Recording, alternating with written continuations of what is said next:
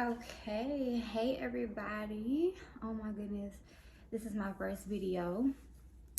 Um this video is basically going to be about me having a call in to share my story to everybody, and I hope that it will help motivate people. Um I will touch bases about everything that happened in my life. Um on Of course, people probably wondering, of course, you see. So I know people got questions, and I'm not gonna talk too much. I'm just gonna get into the video. So first thing is first is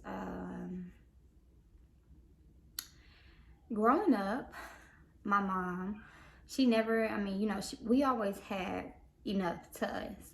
But to other people, it may have been different, or we probably had less. It didn't matter. But at the same time, my mama always did whatever, called buses, did anything she had to do to make sure that we were taken care of.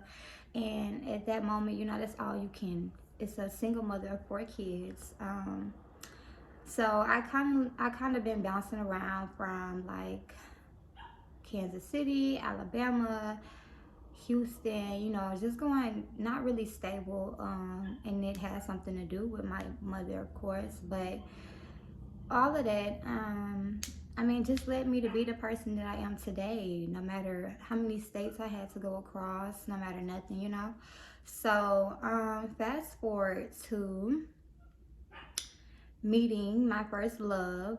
I was 14 years old, 13, 14, and everything just happened when you meet your first love. Like, you kind of take those risks because you feel like this is the person that you love, and this and that. So that's kind of how it played out for me.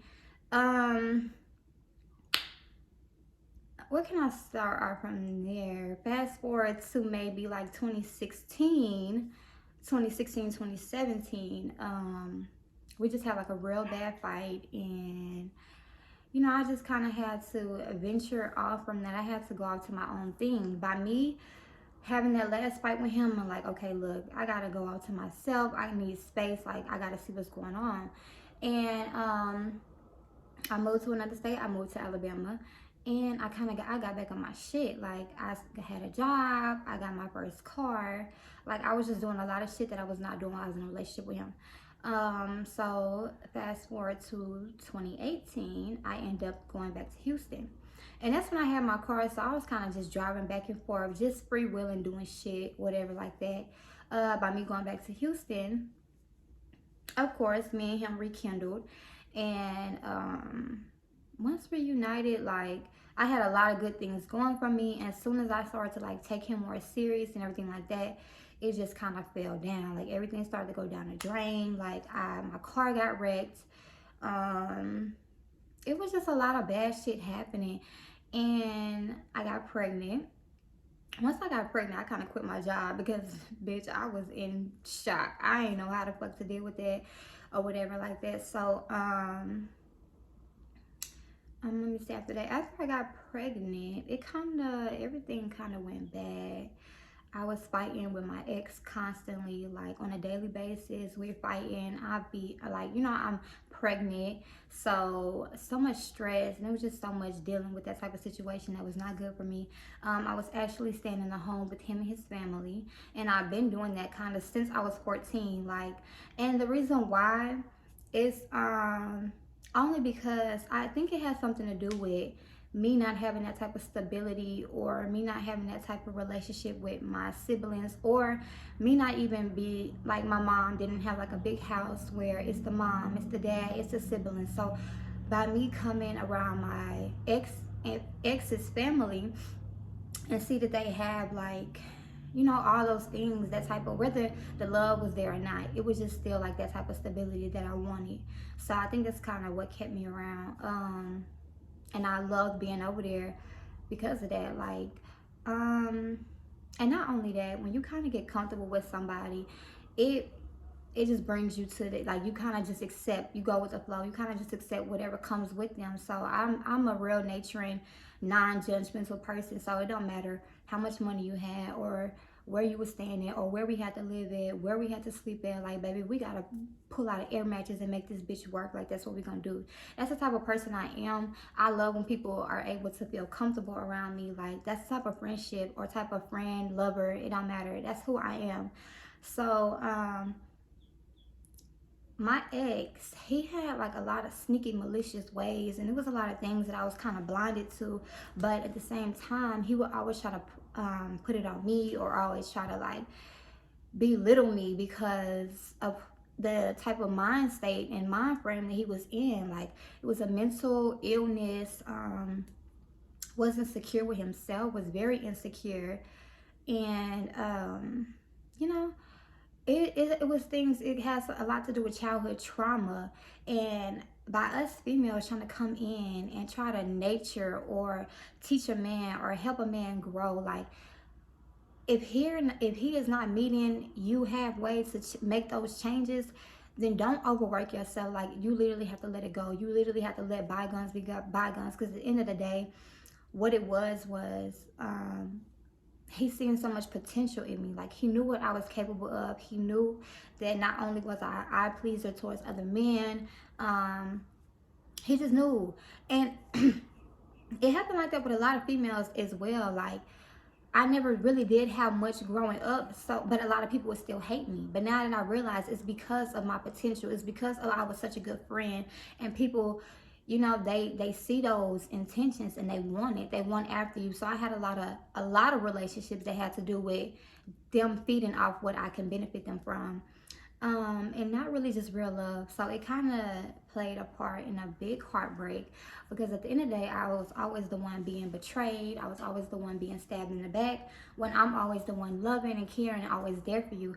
And so fast forward to after I had my baby. Let's fast forward to maybe her birthday, August. So August 2019. No. I'm sorry. August 2020. We had a party for her. At that moment, I was not working. It was a lot of bad shit going on, and my ex, my child's father, you know, he had like his money coming in, flowing in, however the case may be. And he came to where it was kind of like he was trying to shit on me. Like, he would come around, he would you know, kind of look at me up and down as if, you know, like I'm that nigga. Like, that's what he was giving me. And I was more so I'm just confused. Like, why are you trying to shit on me when, nigga, when you didn't have 2 cents to your name? I was there. I was making sacrifices to make sure that we were good. That's the thing. When it's always with a friendship or always anything, it's always me. I mean, it's always we with me. It's never just, oh, me. It's not that. So by me not getting that in return, I was shocked. But the problem is we hold so many expectations for people. And 9 times out of 10, my ex showed me plenty of times that, I mean, why the fuck would I be shocked? You know what I'm saying? When he didn't show me multiple times, but it's still, I'm expecting of him. I'm expecting him to be of this person. I'm expecting him to change and be who I want him to be. When you can't do that. When you see that people are like really, you know, just not on your level, like that's just, it just has to be that. And you have to accept it. And yeah, it may hurt, but you have to move on. And I learned that in the long run, and that may not be something that's very easy to learn because people get attached. But okay, so I'm sorry, I'm getting off track. So yeah, you know, he would come around, this and that. Fast forward, I had a friend. And me and her were like yin and yang. We were always together, this and that. And I always kind of picked up.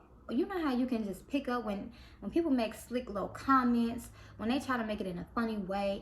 It's always like what they really mean. And so I always peeped that about her. I kind of just went with the flow, because I mean, like I said, I was expecting of her not to betray me, not to stab me in the back. I'm expecting her to be a good friend as I'm being a good friend to her. So I didn't want to pay too much attention to it, because I'm like, I don't want to believe that this bitch really snaked me, or, you know, something like that. But so let's fast forward to October 16th, 2020. Now that day was the most traumatic day of my life. Okay, so that night, I had got into my car accident. The car accident was so bad. I damn near lost my life. As you can see, it did cause me to lose teeth. And with that happening, like how it happened, okay, so I was on my way home. I was on my way home and I was turning into a neighborhood. I was turning into the neighborhood. I'm about to get ready to go home. So I'm going to sleep, whatever. It's like 5 o'clock in the morning. Um, Mind you, I had 2 shots. Like I went out to the club, whatever like that. Of course we had like shots and stuff, but I was not drunk. Everybody around wants to put out that I was drunk. It was not drunk driving, obviously. Like I would have been got into a car accident. I was driving like hours before I even got into my wreck. So, you know, if I was drunk, then it would have been happened. Um, so I was right when I got to the neighborhood, I'm like, well, damn, I'm hungry. Might as well give me some food. I wanted to go to Whataburger. I put in a GPS to Whataburger and I made a U-turn. I'm telling you, right when I made this U-turn, it was a car that was right there in